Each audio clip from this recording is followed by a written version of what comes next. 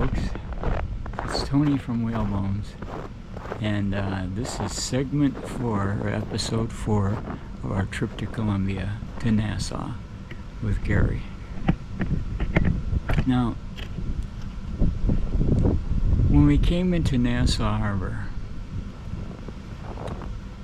this is really kind of, I would guess, karma going to work here. But anyway, Gary hurt his hand really bad.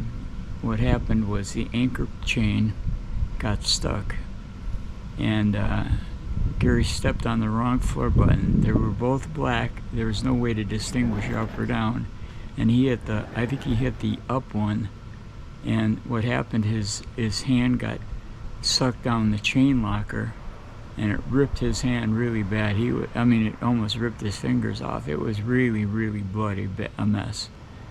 So we cleaned all that up, and it was really poetic justice there. I mean, the guy was such a crook, and he really deserved. He had really bad karma gotten to this guy. Anyway, Gary was in severe pain. He went to the doctor. He stayed for many days. We stayed for many days in the marina, and Gary just basically laid in bed and ate snacks the whole time. And he was in a lot of pain. So anyway,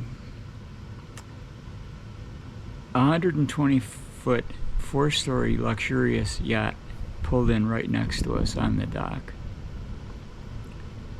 And we met this powerful, strong Bahamian captain, Conch, who took us touring Nassau town, daytime. He chewed bottle caps off of beer bottles, if you can believe it. He was a really strong guy. He walked really fast, we could barely keep up with him. And we introduced him to Gary in bed on the boat. I'm having a bunch of notes here, and I'm just putting them up so I can see them here. Gary relates to Koch that he's in great pain and asks Koch to get him a big spliff. So Koch comes back the next day and brings him a huge 8-inch long by 1-inch diameter, huge spliff, which made Gary very happy because he was really miserable. And Koch asked us to a local party. We went and we really had a great time. He took us, touring like through Nassau a bunch of days, and then we went to this party. He introduced us to all his friends. The party food there was grilled chicken, wahoo, lobster, conch, shrimp, roast pork, lots of really pretty native girls, lots of beer, wine, and schnapps, whiskey and spiced rum, mixed with a load of wild Caribbean music. It was really a great old time. Man, we met so many people. It was really fun. Leo and I really enjoyed it. Everybody was really friendly. We had a blast. The following day, Koch drove us all over the land in his Range Rover, 90 miles an hour, on narrow, potholed roads to dance clubs, bars, strip clubs, and and private parties. At the strip clubs, all his friends gave us money, dollar bills, to stuff in hookers' thongs. It was really funny. But the hookers loved it, and they loved us. Most of them were really hot and topless, if you could believe that. So now my next note goes up. Because I can't remember this shit. Anyway, after a week of partying really hard, Koch invited us to meet his friends under the famous bridge crossing over to the huge Nassau casino where blacks were banned from going. It was very segregated there. All the blacks were in the many shops under the bridge where every drug known to man was bought, sold, and traded. We brought Gary a bunch of spliffs, but when we told him where we got them, he shit a brick and warned us never to go back under that bridge again. But we just ignored him because he was just full of crap. He was a really racist guy. He was bad, man. But we just ignored him. It might have been dangerous, really, if you lurked in the shadows under the bridge, but we kept to the highly decorated, well-lit shops on the strip. We met so many people and loved the place. Man, it was really fun. And there was everything. You could buy any kind of drug that you ever saw. I mean, and it was funny. Leo was a captain. He was wearing his captain's hat. He actually had a captain's hat, right? And some guy came along and offered him to pay us to take drugs to Florida. Yeah, we're gonna go to Florida and get ripped by the cops. No way. All right, so we left there. Anyway, a few days later, we walked to the bridge across that bridge, that famous bridge. And we went to the casino in the harbor. In the harbor, there was a huge, fancy yacht with a sour-looking, real nasty-looking, sad-looking, lonely man on the top deck eating dinner alone. And this really illustrated to us in spades that being rich does not make someone really happy. We went in the casino. We lost a few dollars. It was full of rich, wallowing high rollers, which was disgusting to us. So we just left. We lost our money. We left. So we gave a farewell dinner for Gary in an upscale Japanese restaurant where we bid Gary goodbye. And he was off to the airport, leaving us completely on our own. And the next stop for us was on the way to Georgetown from Nassau. But for now, this is episode 3 and Tony out for Whalebones. Thanks, friends. Hi, folks. This is Tony from Whalebones, and this is about the trip to Colombia, episode 4. We were leaving Nassau now for Georgetown. Georgetown was our first goal. The next goal was going to be going all the way to South America. But Georgetown was our next goal. When we left in Nassau, there was this big ship next to us. It was like 120 feet long and several stories high. And it was a big party ship. It was owned by some rich people. I think it was a Guinness ship, actually. And they had parties going on there all the time. There's women coming and going and guys, and man, it was really busy. Big ass boat. And when we left, we had to get around this big behemoth, and it was parked right next to us. And so we had somebody holding this long rope, a volunteer, said that he would do it, and we had to make this sharp turn to get around this boat, and there was very little room to go ahead because the ground was there, and we had to get around this big ship. And so we had to turn really sharp, and it was really hard to do. And we tried it several times, and it was really frustrating. But we were afraid we were going to run into the guy and either damage him or damage our boat. And if it was damaging his boat, I guarantee you we didn't have money to pay for that thing. No way. So it was very stressful for doing that. We got out of there. So when we got out of there, we were getting pretty low on fuel and water. So we were looking for the first marina where we could, gas up and get some more fuel and water. So we found this short river not too far away where there was a fuel depot. And we went in there, and the first thing we did is before this, we went through this place where there were like real fast rapids, like coming across from the Atlantic, and it was like a narrow river, like a little tributary really. But we had a big boat, and it was harrowing going through there because it was running pretty fast, and the boat would weave one way or the other, and it was really scary. So we were stressed out to the max. So, and it was splashing the boat with salt water and all that. So we washed off the boat really thoroughly, because you don't want to leave salt water on a boat very long, because it really corrodes everything. And so we paid for the full load of diesel and water, and then we anchored in the middle of this river for the night. And we were so stressed and white because of that white knuckle ride through that tidal water. I've got notes here, so I'm changing my notes so I can read them here. The next morning we ate breakfast. We woke up in that river and we ate breakfast. And we headed for a full day sail all the way to Allen's Key. We sailed along with Leo at the helm and me perched on the bow looking down at the really beautiful deep water. It would go from light greenish blue to just almost pitch black blue as we clipped along really at a good pace. It took us the entire day to get down to that even close to Allen's Key, and then the wind suddenly shifted from the east and started blowing us really hard. So we were really struggling to get all the rigging changed so that we could deal with this wind and get the boat moving in the right direction. Anyway, when we came to Allen's Key finally,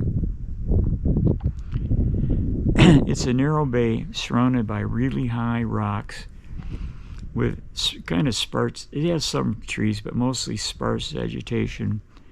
And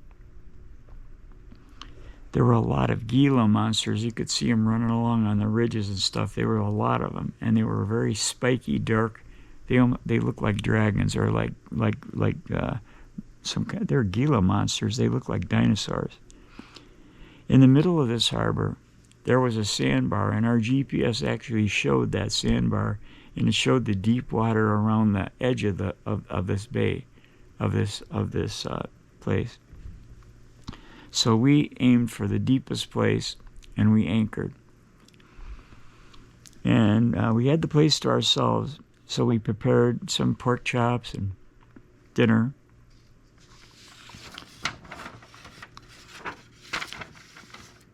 And we scoured around for the dragons. We were looking at the dragons. We thought maybe we could catch one and make it our mascot. I mean, you think of that, man. They have teeth, and I don't think they'd like that very much. They'd probably kill us.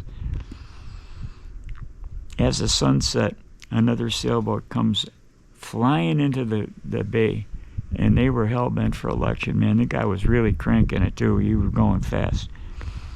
And all of a sudden, they came in there and they hit that sandbar. They went right in the middle of the thing, and they hit the highest sandbar right in the middle. And the boat stopped like on a dime. It's just like, up on its end. And then there was a bunch of young guys on there, and they start screaming and yelling at the guy that was driving the boat for beaching it. So anyway, they were there trying and trying. They tried everything. They tried for almost all night long to get out of there. We were just awake, hearing them screaming and yelling and stuff. And finally, when we fell asleep, next morning we woke up and they were long gone. They just somehow got out. I think the tide came up and they just got out of there, but they were really stupid, I guess. So after breakfast, we gathered up our courage and set out for a key where Gary had previously weathered a really, really powerful storm. He told us this place, he anchored, but the anchor wouldn't hold. The wind was blowing so hard, it just kept blowing him into the shore, and he thought he was going to wreck his boat and everything, and he prayed and just going nuts. And well, it turned out there's a good friend for a sailor, and that's called the mangrove bushes. Mangrove is this real tough wood. It grows up along the edges of the sea, and it's a real thick network of real fine branches. And the thing is, if you run into those, you think that they're going to damage you, but they don't, because all they do is they rub on your boat maybe a little bit, but there's so many of them, and they're so strong that they will stop the boat, and all that you get off of it is some like staining, because the bark comes off, and then they they leave this stain, but it's easy to wash off. And Gary was telling us about this, so we went to this place.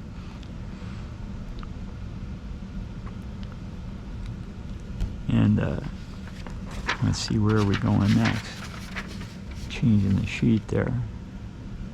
The next day we went for this place that was real bizarre. It was called the Pig's Cay, where there was like wild pigs running all over the place, and they were in the water and in the surf. And there was a lot of ladies chasing them around and laughing and just having a blast. We were getting pretty adept at sailing, though. We were anchoring, maintaining the ship's systems, and looking on the aft deck for the barbecue. Cooking on the aft, geez, what am I talking? It was cooking on the aft deck on the barbecue. But the one problem we started to see, when we were in Port St. Lucie, we saw the first one. It was a cockroach. And I detest cockroaches. I was from Kansas City earlier, and I grew to really detest those things. They're really stinking horrible. I don't know why in the hell God ever made those guys. But anyway, we started seeing a couple of them. Well, as we went along, they kept multiplying. And by the time we got down in the Bahamas, way down in the Bahamas, these things were like procreating like crazy. They're like rabbits. So now, instead of seeing a few, you're seeing thousands of them. They were getting into the food bags, into the flour bags, all sealed with Ziplocs. But how did they get in there? We have no idea. They were in the cookies. They were in everything. They're crawling all over the place. And like, you had these like cushions like on the upper deck. Like on the upper deck, the seating up there was like they had these cushions. And for some reason, they liked to lay their eggs under these cushions. And there were millions of them. I mean, I swear to God, the thing was like moving around like it was like alive. So we tried everything. We tried sprays. We tried using, I think it's, trying to think of what that is. Boric acid. You mix it with like sugar, and it kills them. It's supposed to kill them, but it didn't kill ours. And maybe it killed a few, but it didn't kill many of them. So we had a big problem with them all the rest of the time we were in the boat. Okay, now comes the time to fish. I'm a great fisherman. I love to fish. And along the way, we thought we would troll and do all. We didn't catch anything trolling, but when we stopped at certain places, we'd throw a bait out there and see what we could catch, right? So at this one place, I had some bait. I don't remember what the bait was, but we threw it out there, and I think it might have been one of those sailfish that flew into the boat and chopped it up for bait or something. Anyway, I caught a remora, and a remora is a fish that hooks onto sharks. It's a very, very tough fish. They have a skin on them that a sharpest knife won't even pierce their skin. You can saw on it like crazy. You can bear down on it. It won't even cut through it. But the only thing that worked for me is a big meat cleaver. A big ass meat cleaver. Can you picture me doing it? Anyway, you come down with pow, you snap that thing down, and that cuts off a hunk. Cut off the tail, cut off a hunk. So I threaded a piece of that remora meat onto my hook. I had a really great seawater rig, you know, this rod and the reel, a seawater reel, and real heavy-duty line and all that, big leader. So I hooked on this hunk of remora, and I threw it over my head and back in the water, and I sat down on my lounge chair and was just relaxing in the sun and drinking a beer. And I wasn't paying much attention, so I'm there, you know, just having a great time getting some sun and that. And all of a sudden, the reel go click, click, click, click, click, click, click, click, click, click, and it started taking off like a whine. I jumped up, grabbed the reel, threw it in a rod holder. And that thing, Leo and I fought that thing for hours and hours. And what I had hooked, believe it or not, is like a 12-foot shark. The thing probably weighed a couple tons. It was 4 feet wide. It was an enormous fish. And I don't know if it's dangerous. I have no idea if a red shark would be dangerous, but this thing didn't look like he would lick you and like you very much. They like to eat you, probably. So, so anyway, hooked the shark. And we struggled with this thing for hours, I tell you. It really was a fighter. And it was so heavy you could hardly move it. It just went where it wanted to go, and but eventually, after hours and hours, it got tired. Well, we were sweaty as hell, and we were exhausted too. You know, who was the tiredest? I don't know, but I think we were wiped out too. So reeling and reeling and reeling, and we finally got it close up by the boat. What he did, he slipped under the keel at the aft end of the boat. And there's like a shelf under there where he sort of wedged himself under the boat there. And no matter how hard we pulled, no matter what we tried to do, we could not get him out from under that ledge. He was stuck there. He refused to move. I mean, we really put the beans on him, really pulling hard to the point you think a line is going to snap, but it didn't. So he stayed there for quite a while. And then we start thinking, well, what are we going to do? We got this. We want to catch the fish because we want to be popular with the rest of the sailors. We'll give them some of the meat. And, they probably really love having some shark meat for dinner or whatever, like steaks and that. So we just tried to think of what we could do. Well, we see in a boat you have like a pulley at the top of the mast with a rope coming down. And you got winches on the deck on either side. And the winches are really powerful winches, and they're ratchet winches, so you can put a lot of pressure on them to pull something pretty heavy up with that.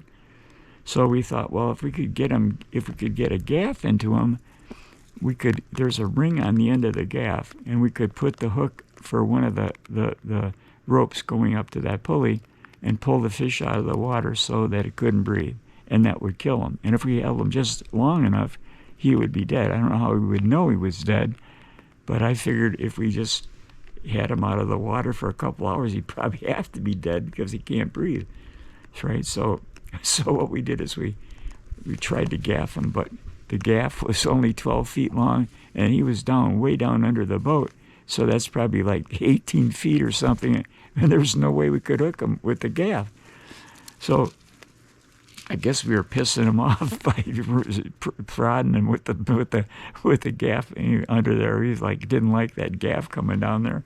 And so finally, what he did is he just rammed up to the front of the boat, up to the bow.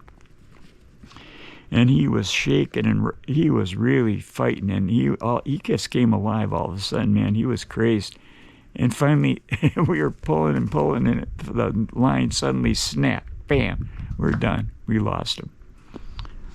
So then we said okay, let's catch another remora. So we baited the hook again for a remora. It wasn't very long before I put it down there in the water, and I hooked him at a remora came. Probably there's a lot of remoras down there because all the sharks are around there. So I got a bite, and it was a remora. So we reeled it up.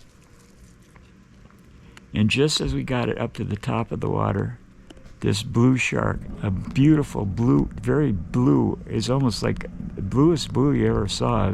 But it came up so fast, and it just slammed into that remora. And he grabbed a hold of it and just shook his head real hard, and there was all the blood and guts, a big cloud of blood and guts. And suddenly the thing just, you went back down, and you didn't see anybody, just a big cloud. That's all you saw.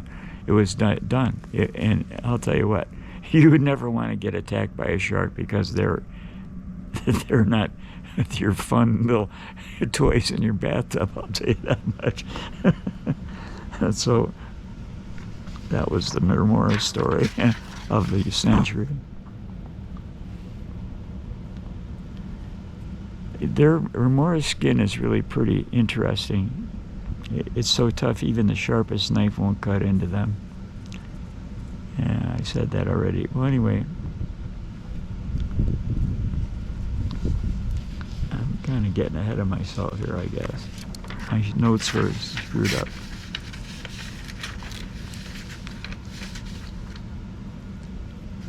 I'm way behind myself. Man, I got sheet after sheet here.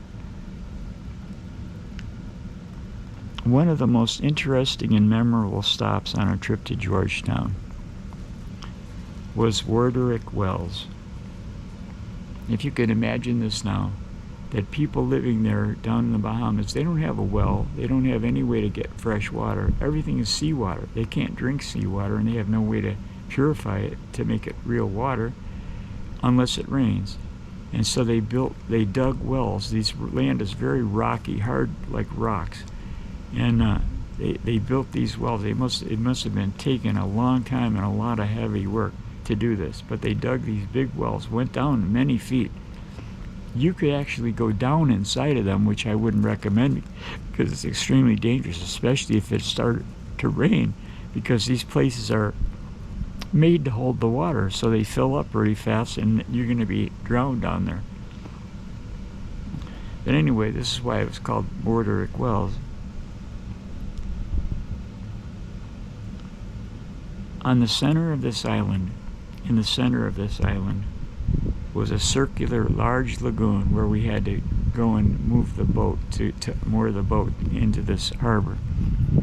We went around this thing, and it was hairy as hell because there was a very narrow, deep water slip like thing around the shore where you could safely move your boat. But the boats were anchored all along the shore, and if we could have hit a boat so easily or crashed into the rocks on the shore either. You know, it was really a shit show. So that was the high stress thing. Well, anyway, we got around to where our buoy was. There were only a few buoys left in the water. They were big white, floating buoys. And we got up upon one, and we were tried. We kept on trying to grab it with the boat hook, but we lost a couple boat hooks, and we were struggling, man, just hours and hours out there trying to get moored, and we couldn't do it because there was a current in there, and it was hard to maneuver the boat. It was hard to keep the boat at the right speed so that somebody could grab the thing and get it moored, like Leo said. We took turns. We just couldn't do it. So the guys up in the ranger station saw us struggling. They had binoculars and they could watch, and they could see we were having trouble. So they dispatched somebody out there to come and help us. They actually got a couple of our boat hooks for us, and then they came and actually, tied us up to the buoy. So, and we were safe then. But I'm telling you, that was a hairy situation for us. All right, where am I now? We spent 2 weeks in Warderick Wells. We walked all over the place. We explored all the water holes. We explored the fauna. It was really heavily, densely greenery all over the place. It was so lush. And what we found when we were walking around, we walked for miles literally, and we found this place where it was called the Pirate's Den. They had it marked. When we went in, they had a sign up that it was a Pirate's Den. It used to be. And there was a hammock there. And so I got a picture of me in the hammock with my raincoat on. And it said that was Blackbeard's